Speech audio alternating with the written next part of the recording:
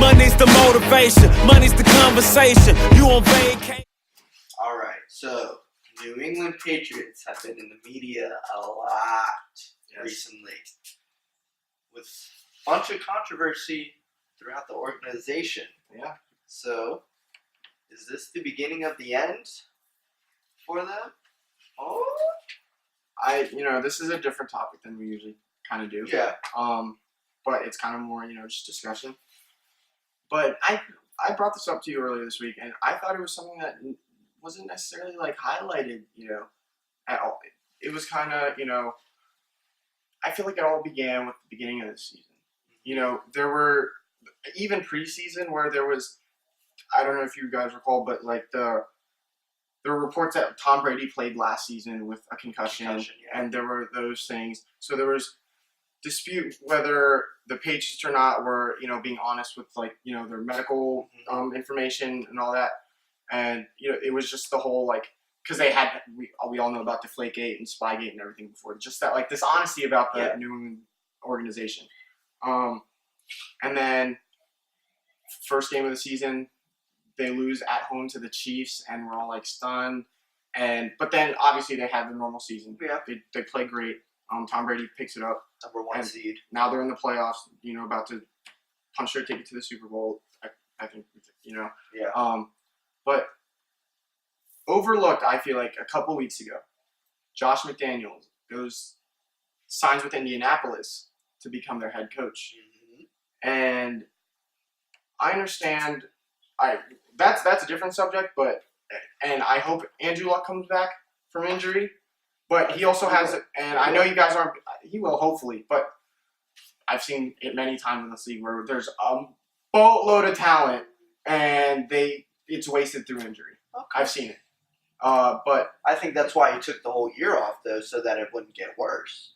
Yeah, he had to rehab it. Realistically, they didn't have a shot. That's the thing. Yes, he would have been coming back to a team that was already out of the playoffs. Yeah. So that's a different subject. But I'm just saying, if that doesn't work out, he already has a guy there, and I know you guys aren't big on him, but he has a guy there that he's at least worked with and coached before, who has shown he could be put into a starting role and win games. That's all I'm saying. I'm not saying he's the best. How many games? 3? Yeah, 2, 3, 4, something like that. Okay. All right.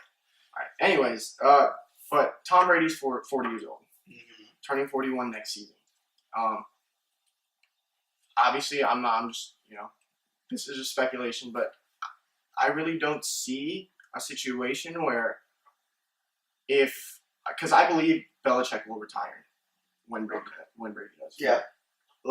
And I could even see it where he might not retire right after Brady does, but maybe at shortly some point. After. Yeah, some point, or maybe even during the season. I don't know. I don't think he retire during the middle of the season, honestly. But if you have that with all three gone, and this is what the Patriots are known for. They're a system. You know what I mean? But because they just have guys flow in and out of there every single year. But those have been I know 3 main guys. those have been the constants. Yeah. Throughout this whole thing. Josh McDaniels did leave for a year and go to the Broncos. He came right back. Yeah, came right back.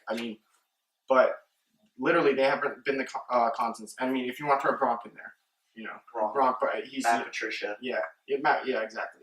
But that's who Belichick brought in. So Matt Patricia's gone too. With all three gone. Oh yeah, he is. But with all three gone, and the young, I know, the NFC, I would take them over the AFC at this point, just talent wise. But I think the AFC has a lot of young talent to develop who have a lot of potential. But just overall in the league, there's a lot of. I feel like it's been a while since we've seen a lot of this amount of talent in the league. But at the same time, players are just getting bigger, faster, stronger. Out in Jacksonville, who they're playing right now, New Orleans. I would say both teams in LA. Honestly, this could spell the end for it. And I really think that if I'm a New England Patriots fan, this is something I'm not just gonna look over and just. The Patriots will figure it out. I feel like that could have been the case, but they kind of let Jimmy G go to New York, or San Francisco. That could have. I love Jimmy G. Yeah. I think he's a franchise quarterback, but and they let him go. Now McDaniels is gone. Once one of them leave, Brady or Belichick, I think it's down. So I agree with everything you just said, and all those things you said were like small pieces to the puzzle. Yeah. The big piece and the big picture, in my opinion, was Jimmy Garoppolo, because all these reports come out and say Cleveland was willing to give up that first overall pick for Jimmy Garoppolo, and then you're kind of like, well, what's going on there? Yeah. So it comes out that Belichick was ready to start Jimmy G when he knew that he was better than Tom Brady, not just legacy wise, but just at the moment better. Yeah. And Tom Brady saw that as a threat. I mean, that's a guy that's coming to take your job. Yeah. He goes to Robert Kraft and says, something needs to happen here. So Robert Kraft does everything to trade Jimmy G and whatnot. And then I think Belichick got in the middle of that. And Belichick kind of, went to San Francisco. Do you really think San Francisco wouldn't have given up their top pick at the moment for Jimmy Garoppolo? Yeah. So they get a second-round pick for that. So it's more fishiness, to be honest. it is. And in my opinion, you think that Brady's going to retire and then Belichick will go? I think Belichick's done after this year. This year? Yes. Really? I think this is the year that Belichick puts his whistle up. And Brady might be too, dude. Honestly, I don't see one without the other. I feel like that's something. I know it's just because it's so expected now that it's a Brady Belichick thing. But that's the thing. People don't realize once the other one goes, what is the other one without the other? Exactly. And it's at the point now that what else do they have to prove? I mean, obviously they want to win as many Super Bowls as possible, but you already have 5. Exactly. Could have. I mean, go back to this. Could have more. Could have more. But, yes. Could have 6 this year. I mean, we don't know. So, and I think the thing is, if you want to take this at face value, which you honestly can, you look at, because we know Brady commands that offense. He runs it, and then you want to look at it as Belichick is known more for his effect on the defensive side of the ball. So you can look at it from that standpoint, but you can also look at it as they feed off each other. They know each other's strengths and weaknesses.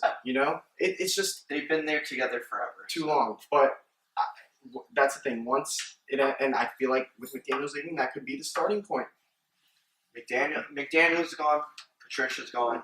It could be spell out Brady and Belichick are gone, and that literally is the end of the Patriots dynasty.